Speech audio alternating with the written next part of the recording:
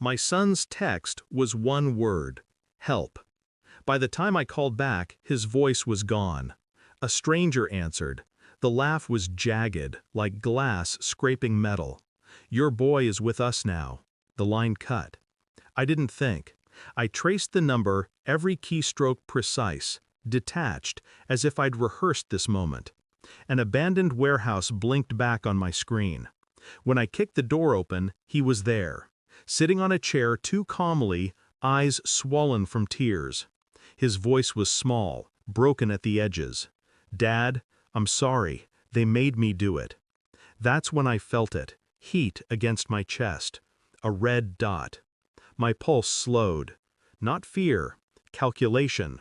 Who was they, and why did my son sound like the apology wasn't for them, but for me? I told myself not to panic. Panic is noise. Noise gets you killed.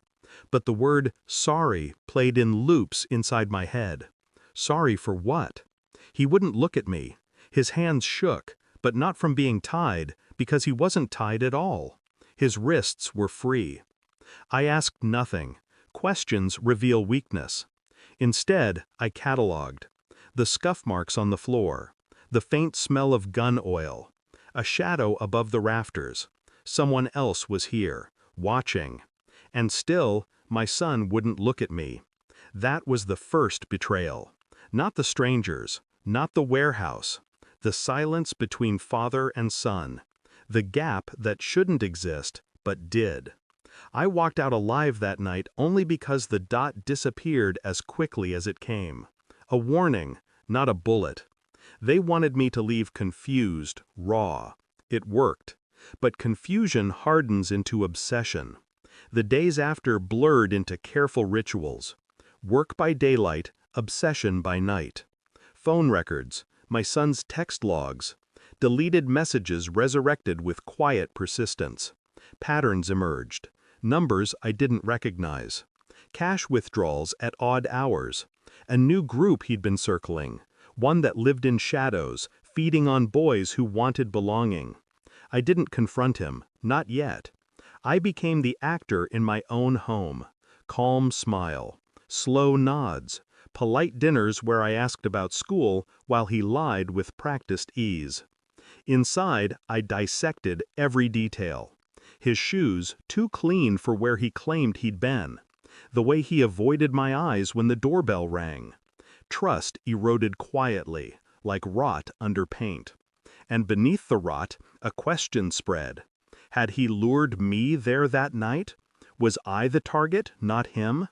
I swallowed that thought each time it rose.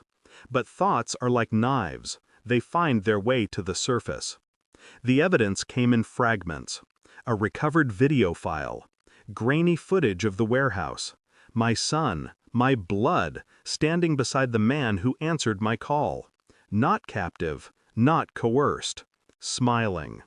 I watched it again and again, numbness hardening into clarity. The apology he whispered wasn't for being forced. It was for choosing, for betraying. I didn't storm into his room. I didn't scream.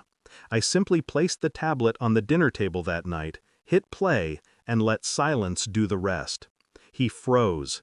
His fork clattered to the plate. Dad. That single word carried fear now. Not of them, of me. I said nothing. My silence crushed him better than rage ever could.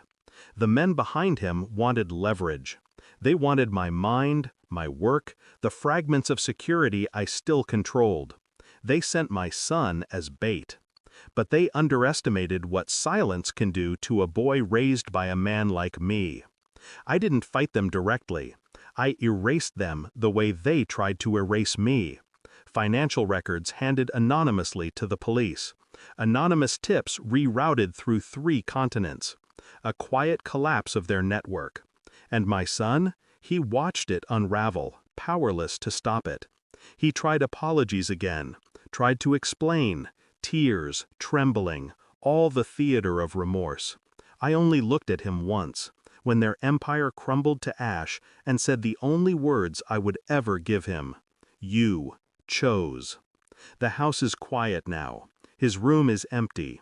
He left without a word, perhaps searching for another family to belong to, one that won't see through him. I don't chase him. I don't grieve. Blood doesn't guarantee loyalty. What I feel isn't hatred, not even sadness, only clarity. He wanted me to be the victim. Instead, I became the mirror.